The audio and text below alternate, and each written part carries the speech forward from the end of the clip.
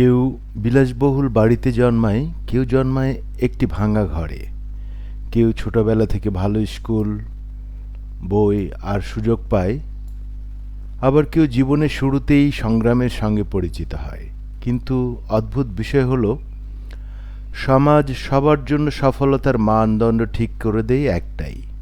তাই আমরা খুব সহজেই বলে ফেলি, এই মানুষটা সফল আর এই মানুষটা ব্যর্থ। কিন্তু প্রশ্ন হলো, সব মানুষ কি সত্যিই একই জায়গা থেকে জীবন শুরু করে? মানুষ পৃথিবীতে নানা রকমের হয়। কারো চেহারা একরকম, কারো আরেক রকম। কেউ দ্রুত শেখে, কেউ আবার ধীরে ধীরে শেখে।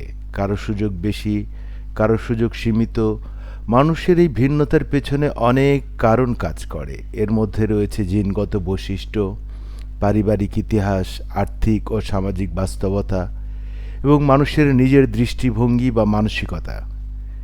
এইসব বিষয় একসাথে মিলেই একজন মানুষের জীবনকে গঠন করে।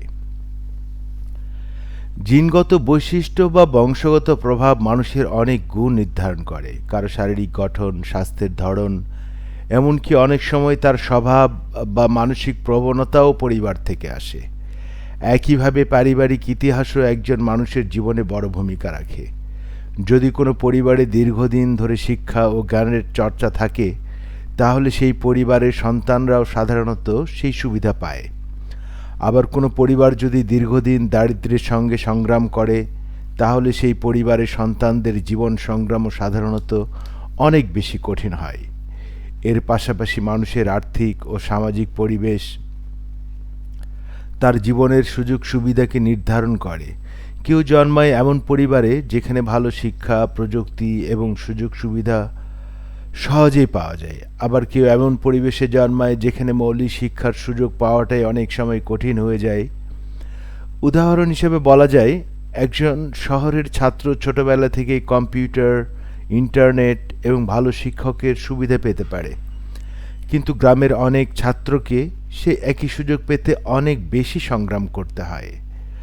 আরেকটি গুরুত্বপূর্ণ বিষয় হলো মানুষের দৃষ্টিভঙ্গি বা মানসিকতা।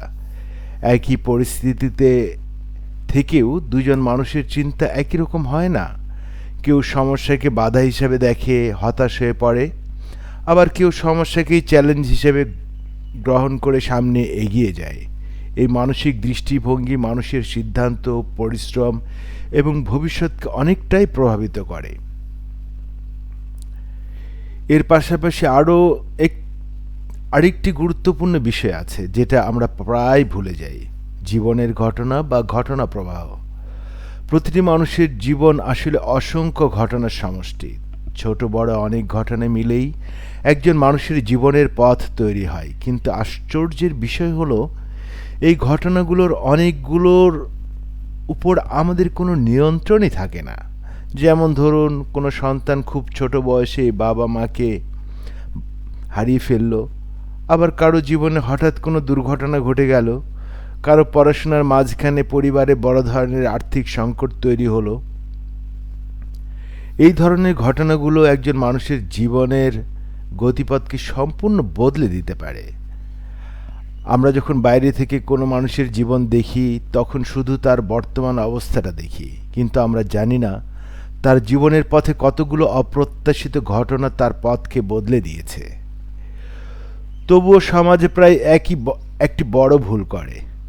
আমরা সবার জন্য সফলতার একটি মাত্র মানদণ্ড তৈরি করে ফেলি। আমরা ধরে নেই সবাইকে একইভাবে সফল হতে হবে, কিন্তু আমরা ভুলে যাই যে সবার শুরুটা এক জায়গা থেকে নয়। এই কারণেই আমরা অনেক সময় খুব সহজেই মানুষকে বিচার করে ফেলি।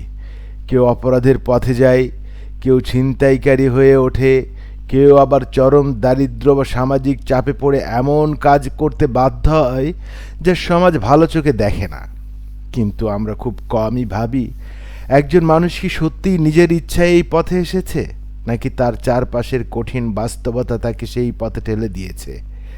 দীর্ঘদিনের দারিদ্র, শিক্ষার অভাব, পারিবারিক অস্থিরতা, সামাজিক অবহেলা এবং জীবনের অপ্রত্যাশিত ঘটনা, এসব কারণ অনেক সময় একজন মানুষকে এমন অবস্থায় নিয়ে যায় যেখান থেকে ফিরে আসা সহজ নয়। তাই কোনো মানুষকে বিচার করার আগে তার জীবনের পটভূমি বোঝার চেষ্টা করা জরুরি। আরেকটা কথা মনে রাখা খুব গুরুত্বপূর্ণ। আজ যদি আপনার জীবন কঠিন হয়, আপনি যদি দুঃখে থাকেন, আপনি যদি নিজেকে ব্যর্থ মনে করেন, তাহলে মনে রাখবেন এই অবস্থার জন্য আপনি একা দায়ী নন। আপনার জীবনের পেছনে কাজ করছে জিনগত বৈশিষ্ট্য, পারিবারিক ইতিহাস, আর্থিক বাস্তবতা, সামাজিক পরিবেশ এবং জীবনের অসংখ্য অপ্রত্যাশিত ঘটনা। তাই হতাশ হবেন না, মন খারাপ করবেন না, কারণ মানুষের জীবনের গল্প কখনোই একদিনে লেখা হয় না। ধীরে ধীরে ছোট ছোট পদক্ষেপের মাধ্যমে প্রতিটি মানুষই তার জীবনের জন্য একটি নতুন পথ তৈরি করতে পারে। কারণ মানুষের জীবনের সবচেয়ে বড় শক্তি হলো সে যে কোনো সময় নতুন করে শুরু করতে পারে।